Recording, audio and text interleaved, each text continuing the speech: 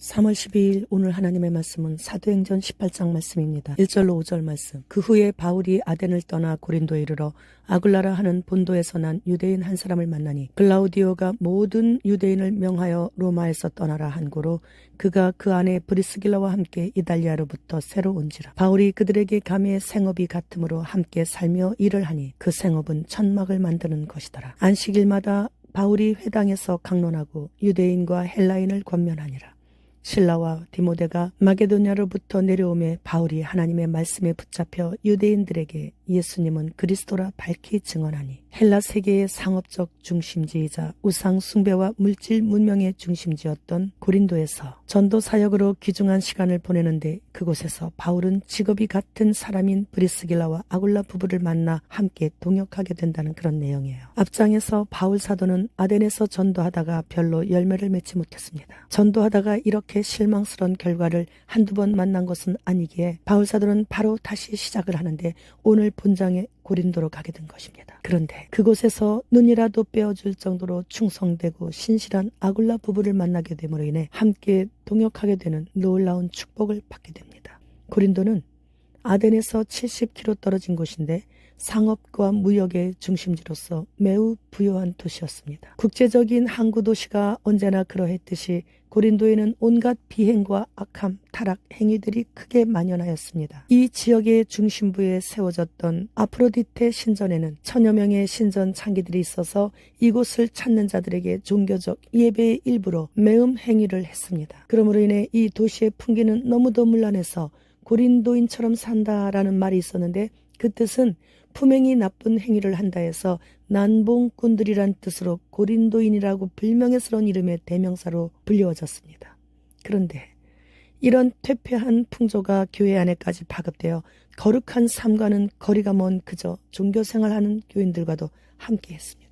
그런데 이런 고린도의 아굴라라는 유대인이 로마 황족인 것으로 추측되는 아내 브리스길라와 함께 기독교로 개종했는데 당시에 유대인들과 기독교인들 사이에 많은 분쟁이 일어남으로 인해 로마 황제 글라우디오가 기독교인들에게 추방 명령을 내렸을 때 고린도로 이주하여 천막 만드는 일을 하고 있었습니다. 그때 사도 바울도 천막 만드는 일을 하면서 자비랑 선교를 병행했기에 업이 같으므로 함께 살면서 안식일마다 바울이 회당에서 예수 그리스도의 복음을 강론하면서 헬라인들을 권면하며 전도했습니다.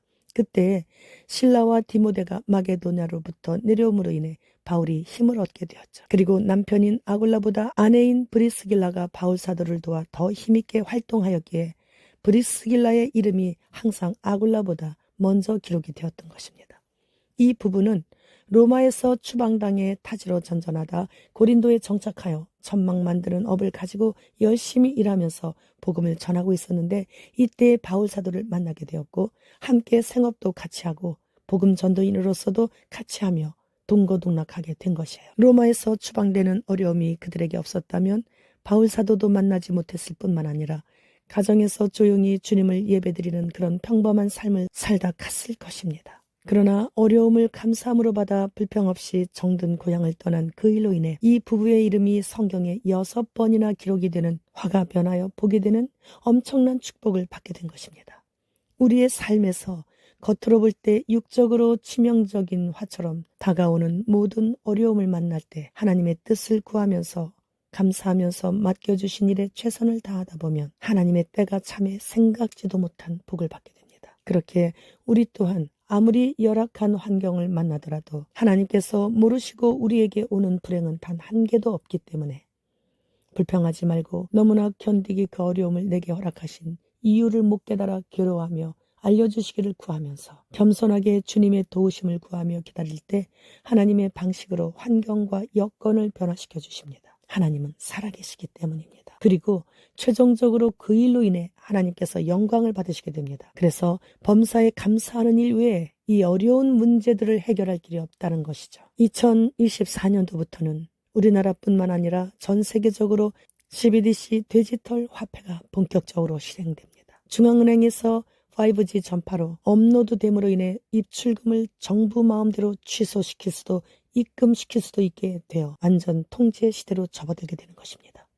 그리고 이 디지털 화폐는 접종을 통해 인체에 접근이 가능해짐으로 인해 빠르게 인간의 신체 안에서 작동되게 될 것입니다. 스웨덴의 매장에서 개구리 모양 스티커가 붙여진 차로 마시는 티백을 구입하여 뜯어서 펼쳐놓고 자석을 갖다 대니 철 성분의 입자들이 상당수가 달라붙는 영상을 봤습니다. 이제는 티백 차뿐만이 아니기에 사실상 하나님께서 만드신 것을 인간이 손대지 않은 마음 놓고 먹을 수 있는 먹거리는 대부분 사라졌다고 보면 됩니다. 캘리포니아 대학교는 상추에 인간 흰신을 추가하는 데 성공하여 식품 매장 진열대에 있다고 합니다. 미국 테네시 공화당 스캇 의원은 이미 담배와 토마토는 더 일찍 인간 흰신을 신고 매장을 점령하고 있다고 밝혔습니다. 주님 곧 오십니다. 마라나타.